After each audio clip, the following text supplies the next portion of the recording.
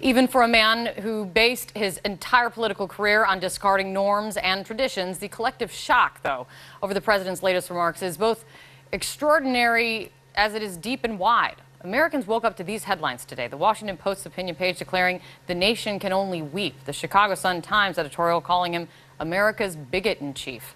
CNN's Jeff Zeleny is outside Trump Tower right now in New York with much more on what's the view from inside the president's circle. So what is the word from inside the president's circle today, Jeff?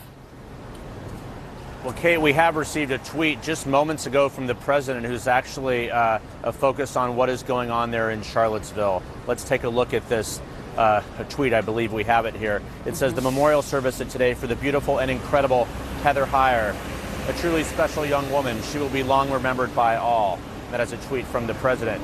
But Kate, this is something that the president's advisors were hoping he could have talked about yesterday. They were hoping he could have continued his theme of the speech that he began earlier in the week when he was at the White House condemning the acts of hate over the weekend. But instead, we all saw that he took a different approach. He decided to show his private frustration at the criticism of his initial reaction publicly, as we've all seen now. But let's take a quick look at this moment that is still causing so much controversy among Republicans, like you said, Senator Lindsey Graham.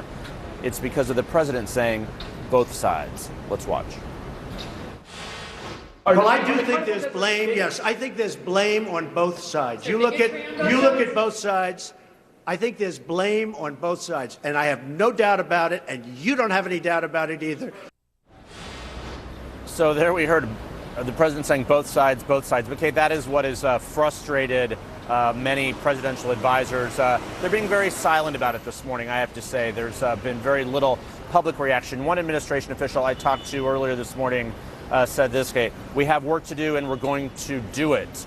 But the reality is this has complicated the president's legislative agenda as well. So many Republicans he needs to work with him, and indeed they're supportive of his agenda, simply wish that he would talk about that and would have stuck to the script of infrastructure yesterday was designed to turn the page to do that. But he, of course, did not. But he'll be leaving Trump Tower here in a few hours, going back to New Jersey. And Kate, we are just getting word in that he'll be actually going to Camp David on Friday to discuss with his National Security Council his Southeast Asia strategy, his military strategy in Asia. So this is something, again, the White House trying to get back on track.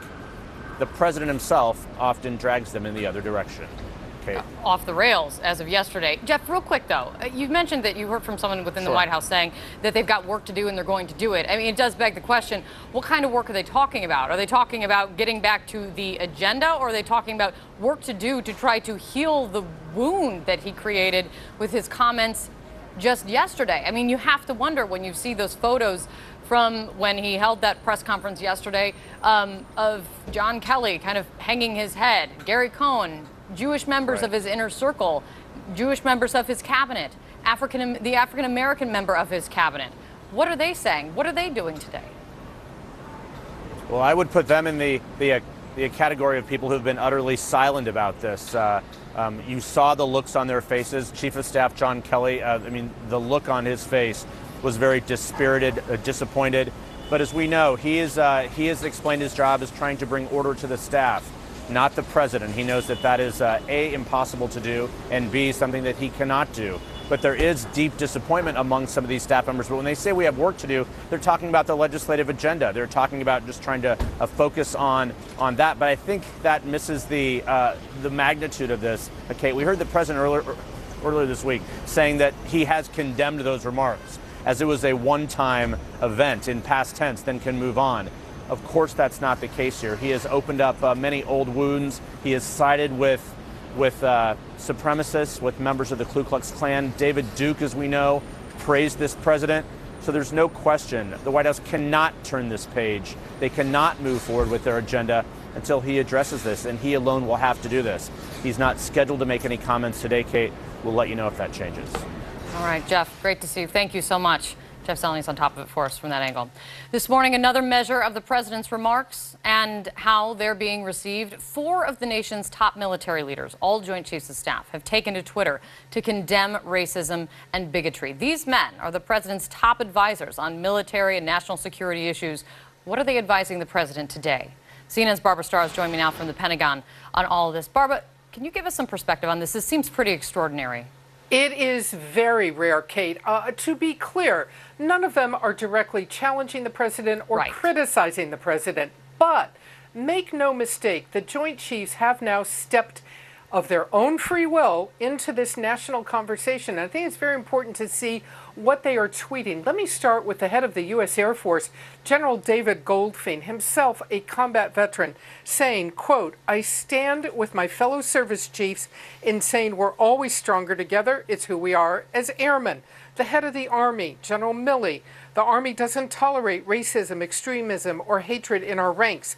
It's against our values and everything we've stood for since 1775. Head of the Marine Corps, "No place for racial hatred or extremism in the U.S. Marine Corps. Our core values of honor, courage, and commitment frame the way Marines live and act." And the head of the U.S. Navy, very direct, saying events in Charlottesville unacceptable and mustn't be tolerated in the U.S. Navy forever stands against intolerance and hatred.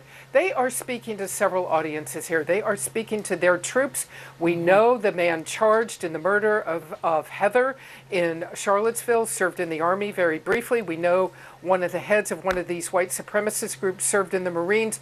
They are speaking to their troops. They are speaking to veterans saying this is intolerable. This will not be tolerated in U.S. military ranks. But they are also very aware, we know, that there is this national conversation, and they know that when people see these pictures in Charlottesville, they see people dressed in fake military gear to a large extent. They see these images, and now the Joint Chiefs speaking out, and it's so extraordinary, Kate, because really, since the moment Donald Trump started running for president, they had been very determined to stay out of what some might call a domestic political issue. Today, not so much. They are weighing in. Kate? It's really remarkable. Barbara, thank you so much for bringing us that important perspective.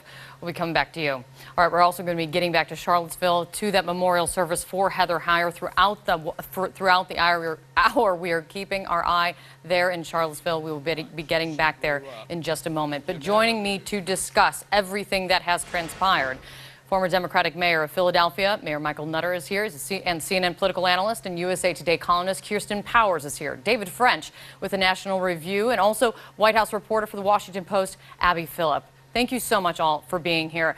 Abby, first to you. I wanted to get your reaction to the statement that Lindsey Graham put out that I read a little at the top of the hour, and where he calls out the president pretty directly, where many Republicans have not. What's your take on it? Well, it's not entirely surprising because, as you noted, Lindsey Graham is not a stranger to criticizing the president.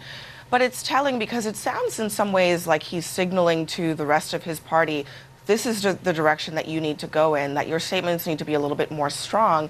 And I think, Republicans have to kind of talk to each other here. They have to signal to each other what's okay. I know that sounds kind of cynical, but this is politics, and sometimes people are hesitant to stick their necks out, especially criticizing a president in their own party. So I think Lindsey Graham is someone who has often been a strong and a vocal person out there pushing back on Trump, but it's notable also because he's a senator from a southern state. Exactly. It is important for him to say that, to actually be on the front lines of an issue like this, because this is a debate that's going on in South Carolina too. I remember when a couple years ago after the Charleston shooting, they had a whole debate about whether to take the Confederate flag down. That was a key moment for those lawmakers in that state. Southern Republicans have to lead the way on this, and unfortunately help their brothers and sisters in their own party figure out what to do here. David, I want to get your perspective on this, because we've seen some other Republicans, big-name Republicans like John Kasich, John McCain, Marco Rubio, Jeb Bush, all of them either mavericks or have run against Donald Trump, notably, calling the president out by name. But then there was this. Manu Raja reported this morning, David, is that the Senate Majority Leader, Mitch McConnell, is privately upset with the president's handling of this episode. That's according to a source close to the leader. Is that enough, David? It's nowhere near enough. I mean, at this point, what you have, I think, is you still have a lot of Republicans with their heads in the sand, that they're sitting there thinking, let's just get through these bad news cycles, and we can still accomplish some good things with the president's agenda. We can lower taxes, we can do some other good things. But they cannot miss that there is a larger cultural conversation. There's a larger cultural significance to what's happening here, and that larger cultural significance can swamp 2 to 3% on tax rates and its long-term importance. And what you had here was the President of the United States gave a press conference that was the press conference of the alt-right's dreams. And that's a significant moment. The alt-right was celebrating this moment because in many ways they viewed that he mainstreamed them, that he distinguished them David, from Nazis. I'm only going to jump in for 1 second. I want to take us back to Charlottesville right now.